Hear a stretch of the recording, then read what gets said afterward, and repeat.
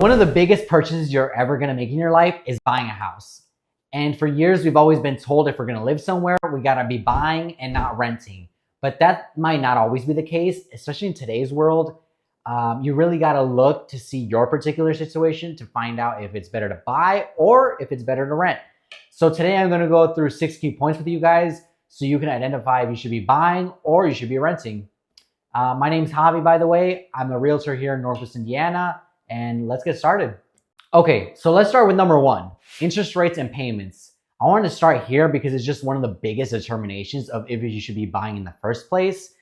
A couple of years ago, people were locking in rates at 2.5 to 4%, but now we're looking at 6 to 7%, which is a definite increase from a couple of years ago. For example, let's take the national average home price of about $462,000. Obviously, this depends heavily on where you're actually at. This might change a lot depending on what area you're in, but just for ease, we're gonna take the national average home price. And let's just assume you're putting a $50,000 down payment on this house. At 3%, you're looking at $1,750 a month, which isn't terrible, but just remember, you're not accounting HOA fees, private mortgage insurance, and other expenses that come with actually owning a home. And at 6%, this changes to $2,500. So you can see that 3% extra definitely plays a big role in what your monthly mortgage payment is. Okay, so let's move on to number 2, buying now and refinancing. So it's not all really doom and gloom. You could technically buy now, and you do have an advantage as a buyer because there's less competition. So you can get more, you can negotiate a little more and try to get more out of that deal and possibly refinance later on once interest rates drop. But the only thing that you got to keep in mind is that refinancing isn't free. There's usually always a charge with refinancing, and you got to make sure it makes sense before you actually refinance. And also keep in mind that when you do refinance, your amortization schedule restarts. And you might be wondering, what is an amortization schedule? Basically, in simple terms, it's how much of your payment is actually going towards principal and how much of your payment is actually going towards interest. So banks, what they do is that they front load all of your interest first so that when your monthly mortgage payment comes, let's just say it's $2,000, the majority of that $2,000 will actually be going to interest and not payments. And just so you guys get a better idea, I'll give you guys an example real quick. Remember, we said that the national average home price is about $462,000, and we assumed you're putting down $50,000. So your mortgage would be $412,000 total borrowed. And if you were to sell in 5 years, you would have paid $28,600 towards principal and about $120,000 towards interest, which is almost 4 times. So it's huge. I mean, these first 5 years, you're not really paying much towards principal, as we can see. Okay, so now I want to move on to number 3, flexibility in your time horizon. Because if you're only going to be staying in a house that you just bought, maybe 1, 2, or 3 years, it might not make a whole lot of sense to be buying right now, and it might be better to rent. On average, I've seen that if you're not going to stay in a house at least 3 to 5 years, it doesn't make a whole lot of sense to be buying. Just because during that time, you're not building enough equity into your home to make sense once you sell it. You might actually be even at a loss when you sell your house that early on, because you also have to account for expenses when you're going to sell it, any renovations that might be needed, and etc. So just definitely think about what your time horizon is and how long you plan to stay in this certain location. Especially if you're a young person, you have a lot of opportunities sometimes that pop up. Maybe you're living in, let's say, Indiana, and you got a job offer that's really, really good in California. It might make sense to move out to California because you're buying, you're gonna have to sell that house, and you might end up selling at a loss. So really think about your time horizon and how long you actually plan on staying in this house. Because if you're gonna stay there for little to no time, it might just make more sense to rent. Moving on to number 4, interest, principal, and hidden costs. So we kind of already touched on this a little bit in key point number 3, but I wanted to go ahead and bring it back up just because I think it's just an important part in considering if you should be owning a home or renting instead. Because remember that for the first 5 years, on average, most of that monthly mortgage payment is actually going towards interest and not actually going towards your principal. It's only a small part that goes towards principal in the first couple of years of actually owning that home. So that's one thing that I want you guys to keep in mind is how long you're going to be staying there. Another thing are the hidden costs.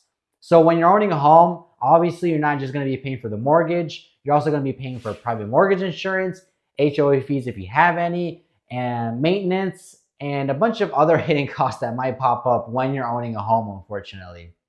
So remember that last payment that we had talked about that you were paying around $2,500 for a $412,000 mortgage? Well, now accounting for all those extra expenses, you're looking at around $3,100 instead. So your monthly mortgage payment, accounting for everything, would be $3,100, which is a $600 increase from what we were previously talking about. I declare bankruptcy! So once you actually get into the nitty gritty and start seeing how much actually goes into owning a home, it might not make a lot of sense to actually own one at the moment. Of course, eventually maybe it might make sense, but maybe at the moment it might not make sense, and it might be a good idea to delay owning a home for a little bit.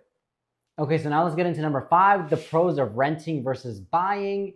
So renting does have its upsides because I think a lot of the times we're always told that if you're renting, you're basically just paying your landlord's mortgage, which is true, but it can also have benefits for you as well.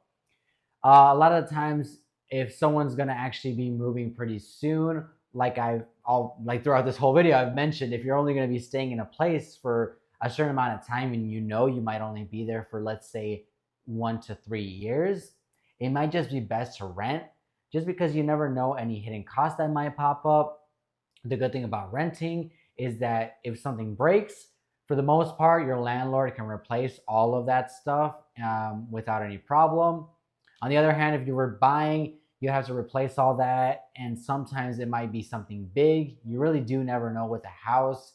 It could be something as big as an AC unit or something crazy like that where you're not really expecting it, you're not accounting for that, but when it does happen, it'll hurt your pockets. So that's one thing with renting is that it can be a little bit more predictable. So that is one advantage of renting, and the fact that you do have more flexibility of where you go. If you're going to move somewhere, it's a bit easier to just tell your landlord, hey, I'm going to be gone in, let's say, 1 to 3 months. And usually if you tell your landlord ahead of time and you talk about your contract and how it was made and what you signed and whatnot, you can usually figure something out with your landlord to where you can leave and you can just get up and go rent somewhere else in a whole different state. On the other hand, if you have a house, then you have to put it on sale. You have to wait until it's sold and then move out, try to get a new one out there. So it's definitely a little more tedious and a little more complicating when you're going to be buying opposed to renting. It can be a little easier on you if you're going to be renting.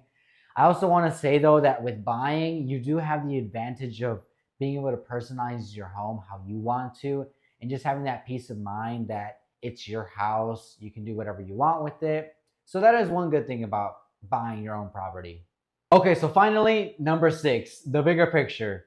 So throughout this whole conversation, we've seen that renting in some instances might be better than actually buying, but sometimes saving a couple $100 here and there might not be the break or make for you.